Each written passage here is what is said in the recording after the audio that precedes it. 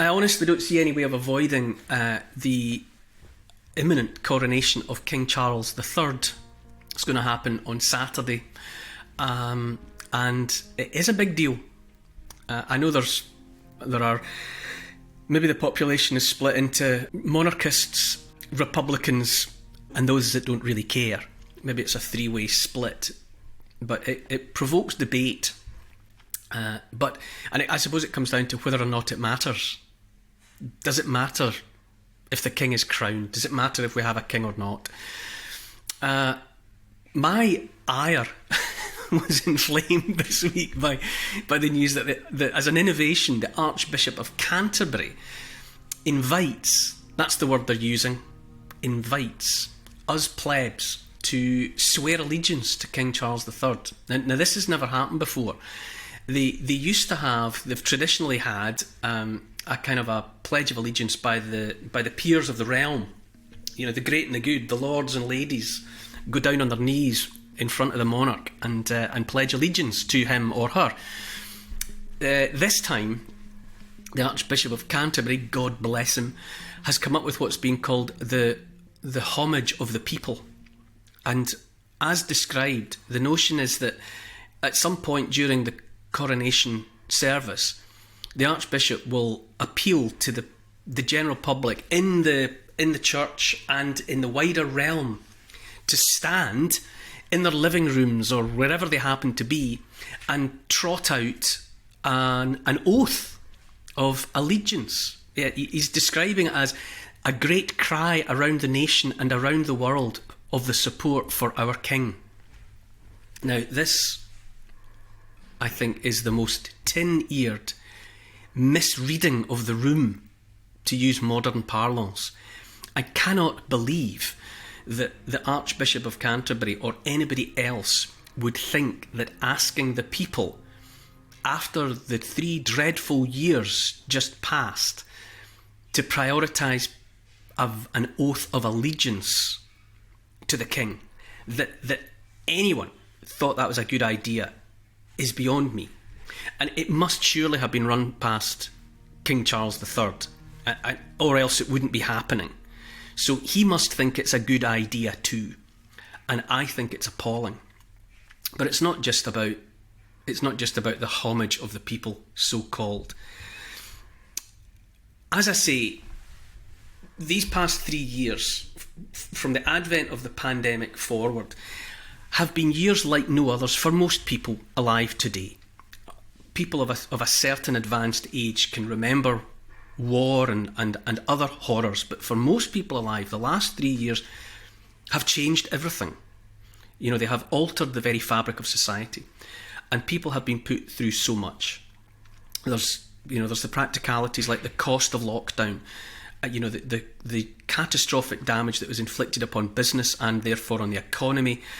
There's the emotional and physical hit of the pandemic, the consequences of lockdown, the isolation of lockdown, the shutting of schools, the shutting of clubs and theatres and restaurants and shops and all of the rest of it. UK living standards are as low or lower than they have been since the 1950s. You know, dying people are on waiting lists for cancer treatment and all of the rest of it. I've looked at figures like 1 in 9 of the population are on the waiting list for some or other treatment for their failing health. And I think about that context and wonder, open-mouthed, that King Charles is taking the steps that he's taking. And it's not just about the homage to the people. What really troubles me about Charles and makes me ask questions about the constitutional monarchy that apparently we live in is that he has supported net zero and all that it means for his subjects, which is to say zero carbon, which is to say the rapid withdrawal of fossil fuels, and everything that goes along with Agenda 2030 or Agenda 25 or whatever notional date they've put on completing this revolution. What all of that means for Charles's subjects, I really think ought to make him think again. I mean, put quite simply, many of his subjects are choosing between eating and heating at a time while he continues to be supportive of the concept of net zero that's pushed by the World Economic Forum and the World Health Organization and the United Nations and all of the rest of it. He pushes the contentious politics of net zero, and millions of us don't agree with those politics, and therefore it is wrong for the constitutional monarch to pick a side. People are for, people are against, and the constitutional monarch should not be taking a side, which means by definition that he becomes an opponent to some part of his population. It's wrong. I say all the time, not just about Charles, all these people that are interfering with our lives at every level, what kind of cars we can drive, how we can heat our homes, whether we should eat meat or switch instead to plant-based diets and powder made from insects. All of these people that are pushing and coercing these novel approaches to how we live our lives, I say, who do they think they are? Who do these people think they are, inviting themselves to interfere in our lives in the way that they do? I've said it before and I'll say it again, net zero, which King Charles and others support, is a suicide note being written on behalf of millions, if not billions, of people. And people will die as a direct result of the proposed withdrawal of fossil fuels and this so-called switch to renewables and a whole other swathe of alternative ways of living. I mean, let's just look at fossil fuels for a minute. At least 80% of all the energy upon which we depend comes from fossil fuels. We're not adopting renewables. There's not a naturally inclined switch. We're being coerced. We're being left with no option but to accept energy from renewables. And renewables don't offer an alternative to fossil fuels. Not at all. They certainly don't at the moment. And no rational mind thinks that they will offer that alternative at any time in the foreseeable future. I could be wrong, but I still think we're supposed to accept that nuclear is off the table as well, because the dominant green groups don't like nuclear either. We're in a situation globally where we need more energy and not less. This is not the time to have less energy. There are something like 3 billion people on the planet at the moment who have access to less electricity at any given moment than we here in the West require to run a fridge freezer. Billions of people are in that level of energy poverty. And in that context, to be contemplating taking away fossil fuels which provide 80% or more of the energy that is presently available, that's why I describe that as a suicide note being written on behalf of those people. People who don't have access to cheap, available, reliable energy live miserable lives. There's no two ways about it. If you don't have access to energy you can afford, that you can rely upon, and that is readily accessible, you live a hungry, miserable, small life. We hear all the time about it being done in the name of stopping climate change. You cannot stop climate changing. Climate changes, that's what climate does. But there is no climate crisis. Now, that's my opinion. You can challenge that if you want, but I say there is no climate crisis. But it changes. The climate changes. And as it changes, it's more energy and not less energy that will enable the poorest billions on the planet to cope with changes. The volume of people dying every year on account of extreme weather events has been reduced by 99% in the last century. And that reduction has been driven by and made possible by fossil fuels. That's what made the difference. You know, on every continent on Earth, most people who die on account of the weather die of cold and not of heat. 90% more die of cold than die of heat. It's fossil fuels that provide the energy that let people be warm when it's cold and that provide the air conditioning that keeps people cool when it's too hot.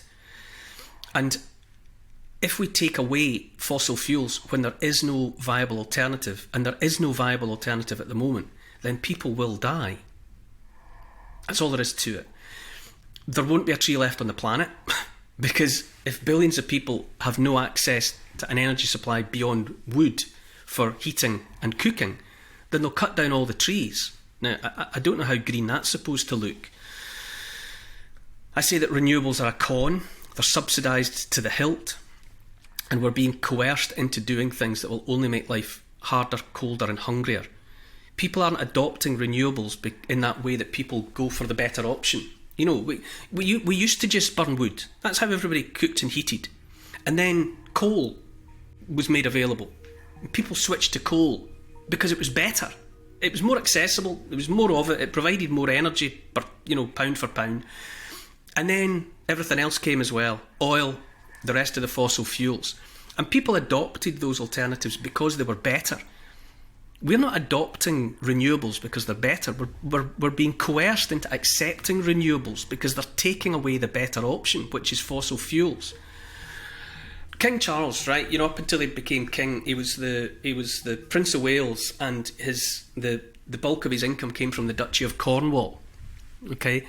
And now I know that most of the estate, it's hundreds of square kilometres of territory, and most of it's not in Cornwall, but some of it is in Cornwall, and the Duchy of Cornwall is rooted in Cornwall for obvious reasons. And now that he's become king, that £1.2 billion source of wealth has gone to Prince William. It's got, because that's the way it works. It goes to the elder heir of the monarch, the Duchy of Cornwall. So it's William's now to do with what he will, and time will tell. But let's look at Cornwall, from which Charles drew his income until he became king. There was a report, I found a report online, it was called A Basic Income for Cornwall, and it was really a call for a universal basic income for the people of Cornwall to help them live better lives. And it was by an independent think tank called Autonomy. It was done by researchers at the University of Exeter's Penryn campus. And what did it find? Well, Cornwall is one of the most disadvantaged regions of the UK, with high rates of poverty, inequality and insecure work.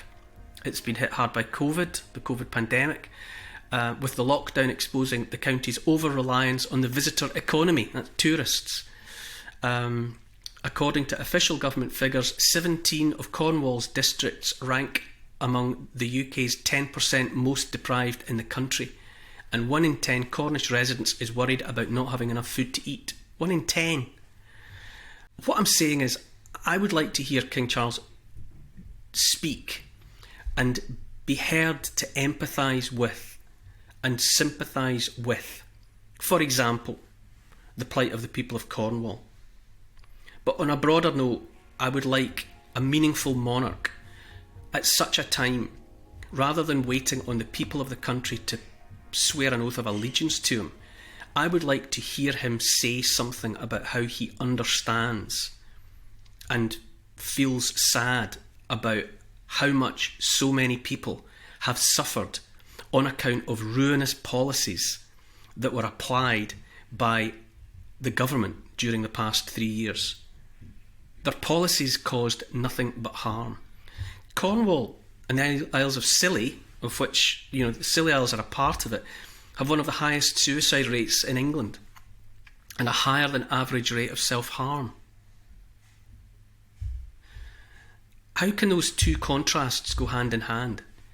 How can any monarch be presiding over that kind of suffering and simultaneously, as soon as his bottom is on the throne, expect the people to stand as one and pledge allegiance to him and to his heirs, and to hope that he lives forever? Because that is the wording of the oath that's being offered to the people. There's also a 2021 study by the University of Sheffield which found that 3.87% of adults suffer from hunger in Cornwall. 9.5% struggle to access food, and 11.1% are worried about not having enough food. And that's running side by side with the notion that we're going to spend £250 million crowning King Charles. £250 million is going to be spent on that jolly. And I say again, do we live in a constitutional monarchy or not? That's the question for me. We're invited to understand that we live in a constitutional monarchy. And I say we are entitled to know the truth. Do we really live in a constitutional monarchy? Because if we do, then, as I understand it, we are all sovereign. The king, the monarch, is the first sovereign. He's the first among equals. But we, like he, are sovereign individuals. And within a constitutional monarchy, ultimate power rests with us, the people, and not with Parliament. If you're in a situation where Parliament is sovereign and has the ultimate power, then that Parliament can legislate itself into a position from which it cannot be challenged. The ultimate power to challenge Parliament has to be ours, and is ours under the terms of constitutional monarchy. It's therefore the obligation of a sworn constitutional monarch to preserve our sovereignty, to stand up in defence of our sovereignty, and indeed the sovereignty of Britain. Our constitutional monarch ought to be making it plain that the country of Britain and the people of Britain will not be subject to the overlordship of anyone else, any overseas power. But by any metric, King Charles is a globalist. He has said as much. He's supportive of the objectives of the World Economic Forum and the rest of those who are in favour of what can only really be described as a one world government. So how does that sit with him being the constitutional monarch of Great Britain? So I'll ask it again. Are we a constitutional monarchy or are we not? And if we are not, if the situation has changed and we are no longer living in a constitutional monarchy, then I say we need to have a conversation about what we are, rather than blowing millions on the crowning of a king. I think there's definitely distraction going on all around us. The last 3 years have been bad, but they were a consequence of, generations of ultimately ruinous policies and behaviours. The rich were always being made richer at the expense of the poor, and that process has simply accelerated to the point where it's been at fever pitch for the last 3 years, the biggest transfer of wealth from poor to rich in all of history. It feels like we're coming to the end of the viability of a system. It feels like the present system, the system under which we have lived for whatever decades, has run out of steam, and that the powers that be know that, and in the background they've laid the foundations for something new, but that we're being distracted all the time. We're being distracted from the realities and indeed the causes of the circumstances in which we find ourselves by all of the nonsense. All of the, being made to be distracted by notions that Britain's an institutionally racist country and that we are inherently bad by association with our heritage and our culture and our past. All of that is just divisive for the sake of being divisive. I feel the same way about what the likes of Mayor Sadiq Khan's up to in London with his ULEZ scheme and all of the rest of it. It's like, it feels as though he's just setting out to annoy people. You set people at each other's throats. We're fighting with one another about one issue after another because it suits the establishment that we are divided among ourselves rather than coming together and facing the root of the problem, which is the powers that be. And yes, we're being invited to look the other way by a red, white and blue ceremony. Lots of pomp and beautifully groomed horses and soldiers marching in perfect precision and rousing music and all of the rest of it. It's supposed to distract us for a day. And then some bright spark thinks, while we're at it, let's get them to swear an oath of allegiance to the incoming monarch. It's distracting us from reality. And that, you've got to watch for that. You've got to pay attention. If they're trying to make us look the other way, then what are they making us look away from? I think we all know